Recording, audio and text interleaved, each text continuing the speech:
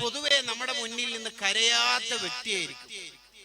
ഉപ്പന്റെ കണ്ണിൽ നിന്ന് കണ്ണീര് വരത്ത് കുറവായിരിക്കും.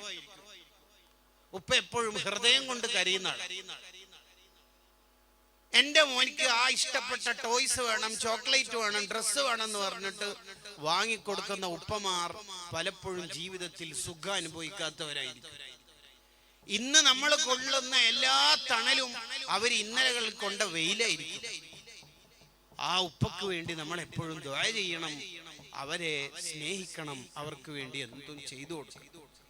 അവർക്ക് കൊടുത്ത ഒരു കാര്യം ആരോടും പറയരുത്. അങ്ങനെ പറയാൻ പറ്റും? ഭാര്യനോടൊക്കെ പറയുന്ന ആൾക്കാരൊക്കെ ഉണ്ട്.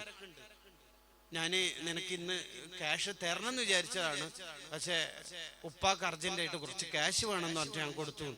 അയ്യേ, എന്താടാ ഈ പറയണത്? ഉപ്പക്ക് കൊടുത്തത് ഭാര്യനോട് പറയാനാ? എന്തൊരു നാണക്കെടാടോ. ലൈഫ് ഫോർ എൻജോയ്, അടിച്ചു പൊളിക്കാനുള്ളതാണ് ജീവിതം. എന്താ പറയാന്നറിയോ? ഞാൻ കണ്ട ചെറുക്കന്റെ കൂടെ ഞാൻ പോയിക്കോളും, ഉപ്പ അതിൽ ഇടപെടണ്ട. ഈ ഉപ്പയും ഉമ്മയും ഇടപെടണ്ടെന്ന് പറയുന്നത് കുറച്ച് മുന്നേ പറഞ്ഞെങ്കിൽ കുറച്ചും കൂടി നന്നായിരുന്നേനെ. എപ്പോ? കുറച്ച് മുന്നേ. അതെപ്പോ ഉസ്താദെ? ഡേറ്റ് ഉണ്ടോ? ഡേറ്റ് ഒന്നുമില്ല. സമയമില്ല. പിന്നെ എങ്ങനെ ഉസ്താദ് ഉദ്ദേശിച്ച പറയും? ഉമ്മ കുട്ടിയെ പ്രസവിച്ച ഉടനെ തന്നെ ഈ കുട്ടി പറയണായിരുന്നു, my life is my choice, എന്റെ കാര്യം ഞാൻ നോക്കിക്കോളാം, ഇനി ഉമ്മ നോക്കണ്ട. ഇത് പാലൂട്ടി ഗർഭം ചുമന്നു, ഉമ്മന്റെ മടിയിൽ കാഷ്ടിച്ച് മൂത്രമൊഴിച്ചു. നമ്മുടെ കാഷ്ടു മൂത്രം ഉമ്മ വൃത്തിയാക്കി. ഉമ്മയുടെ എല്ലാ ഡ്രസ്സിലും നമ്മൾ മൂത്രമൊഴിച്ചു കൊടുത്തു. ഉമ്മയുടെ മുലപ്പാലിന് കടി കൊടുത്തു. ഉമ്മക്ക് എന്തൊക്കെയോ ഉറക്കുകൾ ബുദ്ധിമുട്ടുണ്ടാക്കി. ഇതെല്ലാം കഴിഞ്ഞ് അത്യാവശ്യം ഇൻസ്റ്റയും റീൽസും വാട്സപ്പും ഫേസ്ബുക്കും പഠിച്ചപ്പോൾ my life is my choice, എന്റെ കാര്യം ഞാൻ നോക്കിക്കോളാം. ഈമാൻ നഷ്ടപ്പെടുന്ന രണ്ടാമത്തെ കാര്യം മാതാപിതാക്കളെ പ്രയാസപ്പെടുത്തല. ഉപ്പയെ ഉമ്മയെ ഏതെങ്കിലും നിലയിൽ വേദനിപ്പിച്ചിട്ടുണ്ടെങ്കിൽ ആൾക്ക് മരണസമയത്ത് ഈമാൻ ഉണ്ടാവില്ല. മഹാനായ സഈദ് ഇബ്നുൽ മുസയ്യിബ് റളിയല്ലാഹു അൻഹു പറയുന്നതാണ്, മാതാപിതാക്കളുടെ പൊരുത്തം വാങ്ങിയ മക്കൾക്ക് ഈമാൻ നഷ്ടപ്പെടുമെന്ന് പേടി. ചില കുട്ടികൾക്ക് ചില കുരുത്തക്കേടുകളൊക്കെ ഉണ്ടാവും, എന്നാലും അവര് ഉപ്പാന്റെ ഉമ്മാന്റെ പൊരുത്തം 100% വാങ്ങുന്ന മക്കളായിരിക്കും. അവര് വിജയിക്കും. മാതാപിതാക്കളുടെ പൊരുത്തം കിട്ടിയാൽ അള്ളാഹുവിന്റെ പൊരുത്തം അയാൾക്ക് ലഭിക്കും. പൊതുവെ ഉമ്മയെ കുറിച്ച് പ്രസംഗിക്കാനും പറയാനും പാടാനൊക്കെ നമ്മളെല്ലാവരും ഉണ്ടാവും. അതിന്റെ അർത്ഥം ഉപ്പയെ ബഹുമാനിക്കണ്ട, സ്നേഹിക്കണ്ട എന്നല്ല കേട്ടോ. അങ്ങനെ വിചാരിക്കരുത്. ഖുർആനിലും ഹദീസിലും കൂടുതലായി പറഞ്ഞത് ഉമ്മനെ കുറിച്ചായിരിക്കും. അതിന്റെ കാരണം ഉപ്പയെ ബഹുമാനിക്കണ്ട, ഉപ്പയെ പരിഗണിക്കണ്ട എന്നല്ല. പൊതുവെ ആൺകുട്ടികൾ ഉപ്പയെ പരിഗണിക്കൽ കുറവായിരിക്കും. പെൺകുട്ടികൾ പിന്നെ ഫ്രോയിഡിന്റെ തിയറി പ്രകാരം ഉപ്പാനോട് അറ്റാച്ച്മെന്റ് ഉണ്ടാവും. അതെന്തേ? ഖുർആനിൽ കൂടുതൽ ഉപ്പയെ ഉമ്മയെ പറയുന്നിടത്ത് ഉമ്മനെ കൂടുതൽ ഹൈലൈറ്റ് ചെയ്ത് പറഞ്ഞതിന്റെ കാരണം എന്താണ്? അതിന്റെ ഒരു കാരണം, ഉമ്മയെ കുറിച്ച് ഹദീസിൽ ഉമ്മുക്ക ഉമ്മുക്ക ഉമ്മുക്ക എന്ന് 3 തവണ പറയുന്നുണ്ട്. അത് 3 പറയണത് ഗർഭം ചുമക്കൽ, മുലയൂട്ടൽ, പ്രസവിക്കൽ.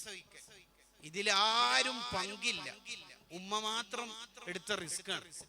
അതുകൊണ്ടാണ് ഉമ്മുക്ക ഉമ്മുക്ക ഉമ്മുക്ക എന്ന് 3 തവണ പറഞ്ഞത്.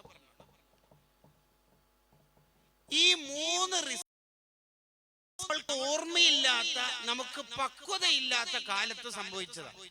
നമ്മെ ഉമ്മ ഗർഭം ചുമന്നത് നമുക്ക് ആർക്കെങ്കിലും ഓർമ്മ ഉണ്ടാവോ? ഇല്ല. ഉമ്മ നമുക്ക് പാലൂട്ടിയത് നമ്മളുടെ ഓർമ്മയിൽ ഉള്ള കാറ്റാണോ? അല്ല.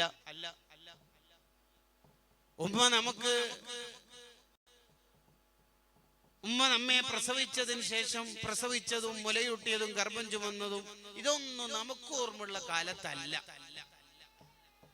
അതുകൊണ്ടാണ് നമുക്ക് ഓർമ്മയില്ലാത്ത കാലത്തും നമുക്ക് പക്വത എത്താത്ത കാലത്തും സംഭവിച്ചത് കൊണ്ടാണ് ഉമ്മാനെ ബഹുമാനിക്കണേ, ഉമ്മ ഇങ്ങനൊക്കെ കഷ്ടപ്പെട്ടിട്ടുണ്ട്, നിനക്ക് അറിയാത്തോണ്ടാണ് എന്നിങ്ങനെ ഖുർആനും ഹദീസും പറയണം. ഉപ്പ കഷ്ടപ്പെടുന്ന കഷ്ടപ്പാട് എല്ലാരും കാണുന്നല്ലേ. മൂപ്പര് രാവിലെ പോന്നു, പാതിരാക്ക് ജോലി കഴിഞ്ഞ് തിരിച്ചു വരുന്നു, ഡ്രസ്സൊക്കെ ചേറായിട്ട് കാണുന്നു. ഒമാനില്, ഖത്തറില്, ബഹ്റൈനില്, കുവൈത്തില്, സൗദിയില് ഇന്ന് പോയാൽ 2 കൊല്ലം കഴിഞ്ഞിട്ട് തിരിച്ചു വരുന്നു. പാവം കൊറോണ കാലത്ത് ജോലി നഷ്ടപ്പെട്ടിട്ട് തെരുവുകളിൽ നിന്ന് പേന, പെൻസില്, പുസ്തകം വിൽക്കുന്നു. ആ കച്ചവടം ക്ലിക്കാവാത്തോണ്ട് കണ്ടെയ്നർ ബോക്സിൽ 25, 35, 40 രൂപ, 50 രൂപ എന്നാൽ മറ്റു ബിരിയാണി വിൽക്കുന്നു. 2 അറ്റം മുട്ടിക്കാനും മക്കളെ വളർത്താനും എത്ര കഷ്ടപ്പെടും നമ്മൾ കാണുന്നുണ്ട്. പിന്നെ കണ്ട കാര്യം പിന്നെ പറയണ്ടില്ലല്ലോ, നീ കാണുന്നുണ്ടല്ലോ, എന്തായാലും ഉപ്പാനെ ബഹുമാനിക്കുമല്ലോ അല്ലെ, കാണുന്നുണ്ടല്ലോ. അതുകൊണ്ടാണ് അത് പറയാത്തത് എന്ന് തഫ്സീറു ഷഅറാവിയിൽ കാണാം. അല്ല ഉപ്പാനെ ബഹുമാനിക്കണ്ട, സ്നേഹിക്കണ്ട എന്നതുകൊണ്ടല്ല. ഗൾഫിൽ നിന്ന് വിളിക്കുന്ന മോനെ നാട്ടിലേക്ക് വിളിച്ചാൽ ഉപ്പയാണ് ഫോൺ എടുത്തതെങ്കിൽ അസ്സലാമു അലൈക്കും, വലൈക്കും സലാം, ആ ഉപ്പയാ, ഉമ്മാക്ക് ഫോൺ കൊടുക്കുമെന്നാ ചോദിക്കല്. എന്ത് ഇയാൾ ഉപ്പാനോട് എന്താ സംസാരിച്ചാൽ ഒരു 5 മിനിറ്റ് സംസാരിക്കൂല. ഉമ്മയാണെങ്കിൽ വിളിച്ചാൽ ഇന്നെന്തെല്ലാം കറി വെച്ച് നടക്കം പറയുകയും ചെയ്യും. ഉപ്പാനോട് ഒരു 2-3 മിനിറ്റ് സംസാരിച്ചൂടെ? നമ്മള് സംസാരിക്കണം. മഹാന്മാര് ഉപ്പയെ ബഹുമാനിച്ച രീതി കണ്ടാ നമ്മൾ അത്ഭുതപ്പെടും.